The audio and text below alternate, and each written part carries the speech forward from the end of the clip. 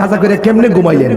আপনি মরণ হোক, কিন্তু নামাজটা যেন কাজা অবস্থায় মরণ না হয়। কথা বলেন ঠিক কিনা? আরে এশার নামাজ পড়েন নাই, ঘুমাই গেছেন যে ফজরের সময় পড়বেন, ফজর আসার আগেই আজরাইল আপনার ঘরের দরজায় চলে আসতে পারে। বহুত খবর এমন পাওয়া যায়, ঘুমের ঘরে মানুষ মারা যায়। ইদানিং তো স্ট্রোকের পরিমাণ বেড়ে গেছে। ডান পাশে ব্যথা, বাম পাশে ব্যথা, কত টেনশন, কত কিছু, বুকে ব্যথা, হাটে ব্যথা, স্ট্রোক করে মারা যেতেছে। যেই কোনো মুহূর্তে মৃত্যু হয়ে যাবে, কিন্তু মরার জন্য প্রস্তুত থাকতে হবে, ঈমান আমল শুদ্ধ করে। কথা বলেন ঠিক কিনা?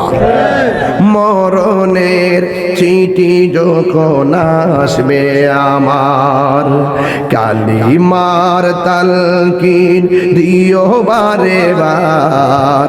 মরণের চিঠি যখন আসবে আমার, কালিমার তালকিন দিও বারে বার। প্রাণ ভরে দেখব চেহারা তোমার, প্রাণ ভরে ডেকে নাও রওজা তোমার। রাসূলুল্লাহ কি উপায় হবে আমার, রাসূলুল্লাহ কি উপায় হবে আমার। জীবনে সুখ আসে দুঃখ আসে, কেউ অতি সুখী হয়, কেউ হয় না, কেউ অতি দুঃখ সই, কেউ সয় না। সবারই জীবনে কারো কারো জীবনে দুঃখগুলি সুখ হই না। আহমদ সে সুখের, আহমদ সে সুখের আলোকিত আয়না। তার রঙে রঙিন হলে দুঃখগুলি আর দুঃখ রয় না। সবারই জীবনে হাজার হাজার মানুষ যারা মাহফিলে এসেছেন, জবানটা খুলে বলুন ইজ্জতের মালিককে, বৃষ্টি দেওয়ার মালিককে, বৃষ্টি বন্ধ রাখার মালিককে। ওই আল্লাহ রাব্বুল আলামিন সব মানুষদেরকে বলে দিয়েছেন, ইয়া আইয়ুহাল্লাযীনা আমানু আমিনু বিল্লাহি ওয়া রাসূলিহি। আল্লাহ রাব্বুল আলামিন বলেন, হ্যাঁ ঈমানদারগণ, জুয়াগির বন্ধুরা জবানটা খুলে বলেন আমরা কি ঈমানদার না বেঈমান? তাইলে ঈমানদারের নামাজের দরকার আছে না নাই? সেজদা পাওয়ার মালিককে। সুন্নিরা কি কোনো মাজারে গিয়া সেজদা করে? যারা সেজদা করে তাকে সমর্থন করে। একে মাজার পূজারী বলেন কেন? মুনাফিক। এই যে হাজার হাজার মানুষ বলতেছে না না না, আপনি কেন তাদেরকে মাজার পূজারী বলেন? তার মানে বোঝা গেল আপনারা যাচাই বাছাই না করে লাগাতার কথা বলার কারণে সমাজের মধ্যে ভাগ হতে হতে মুসলমান খণ্ড খণ্ড হয়ে গেছে। কথা বলেন ঠিক কিনা? আল্লাহ রাব্বুল আলামিন বলেন, হ্যাঁ ঈমানদারগণ, তোমরা ঈমান আনো বিল্লাহ।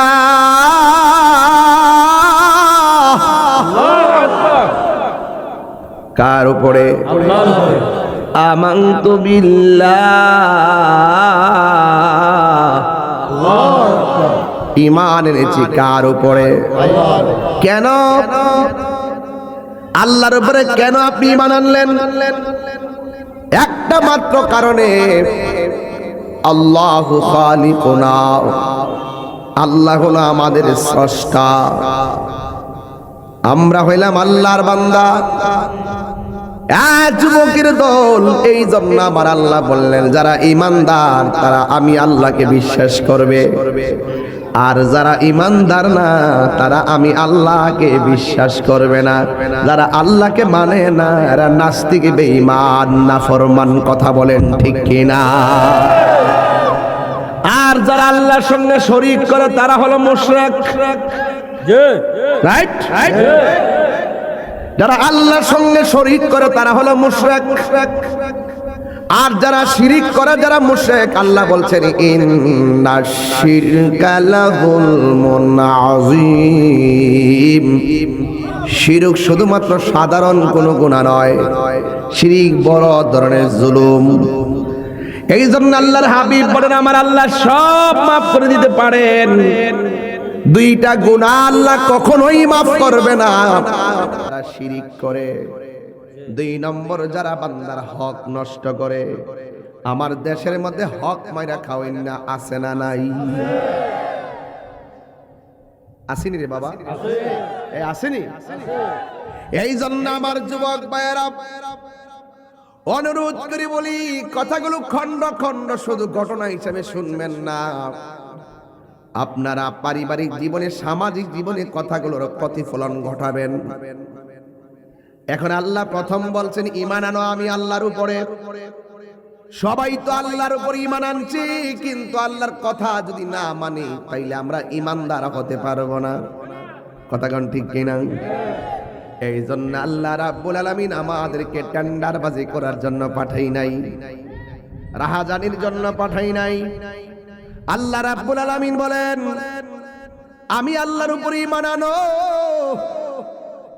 এরপর আমি বলতে চাই, আল্লাহকে তো ইহুদিরাও জানে, খ্রিস্টানরাও জানে, হিন্দুরাও জানে।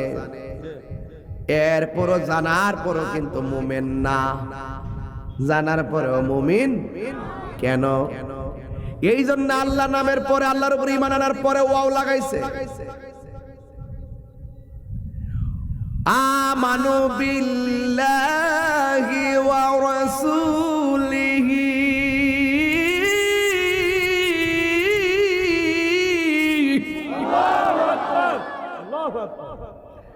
আল্লাহ বলছেন আমার রাসূলের উপর ঈমান আনো। তাইলে হিসাবটা মিলায় দেখেন, লা ইলাহা লা ইলাহা মুহাম্মাদুর, এটার নাম কালিমা। শুধুমাত্র যদি শুধু মুহাম্মদ রাসূলুল্লাহ বলেন, আল্লাহকে না মানেন, ঈমানদার হবেন না। আল্লাহকে মানেন, নবীরে মানেন না, ঈমানদার হবেন না। আল্লাহ এবং নবী মানার নাম হলো ঈমান। আল্লাহ মানা নবী মানা নয়, নবী মানলেই আল্লাহ মানা হয়। তুমি পাবে না। যৌবনকালে তুমি যেমন করে রুকু সাজদা করবা, বৃদ্ধ বয়সে সেই এই মানুষটা মরণের সময় আমি নবী, এই মানুষটা মরণের সময় আমি নবীর কালিমা পড়ে পড়ে মরণ হয়েছে। সুবহানাল্লাহ। এই জন্য যুবক রে, জীবনটা বড় দামি। যৌবনকালে যেমনে দৌড়াইয়া মসজিদে যাইবা, বৃদ্ধকালে সেই সুযোগ তুমি পাবে না। যৌবনকালে তুমি যেমন করে রুকু সাজদা করবা, বৃদ্ধ বয়সে সেই শক্তি তুমি পাবে না। এই জন্য আজকে নামাজের কথা বলতে বলছেন, ফাউন্ডেশন একটু করতেছি।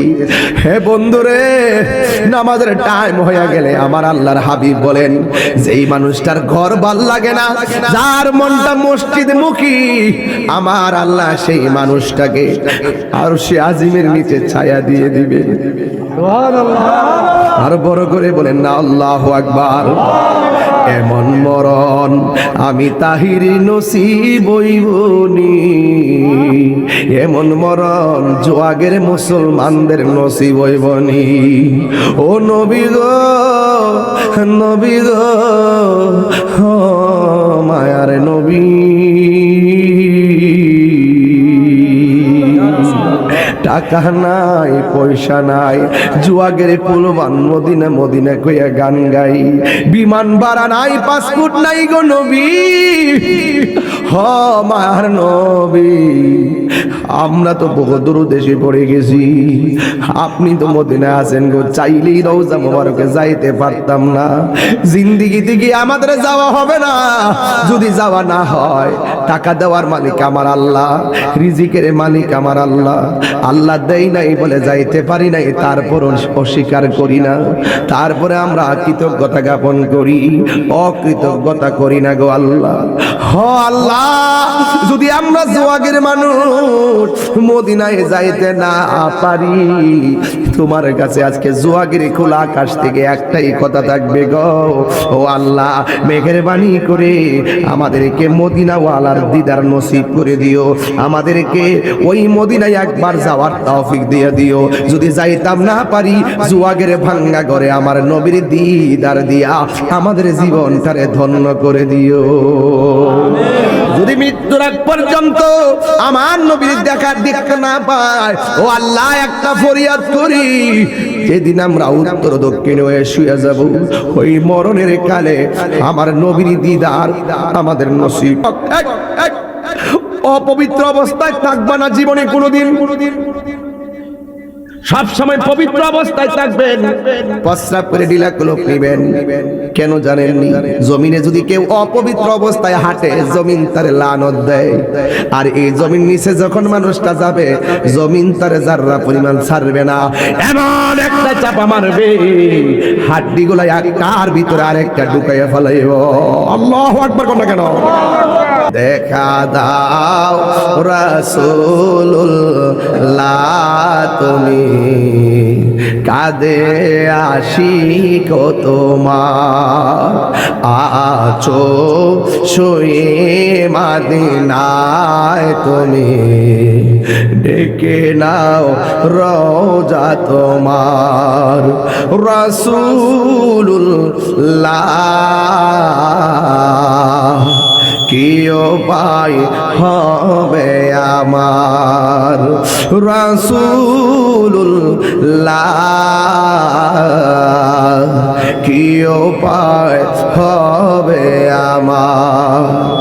ওই মদিনার পথের ধুলি মাখতাম আমি পেলে সুরমা বলে, ওই মদিনার পথের ধুলি মাখতাম আমি পেলে সুরমা বলে, ফিরে পেত নয়ন নূরের আধার, ডেকে নাও রওজা তোমার।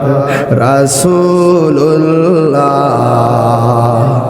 কি উপায় হবে, মরণের চিঠি যখন আসবে আমার, এই মুহূর্তে মরণ আসতে পারে কিনা?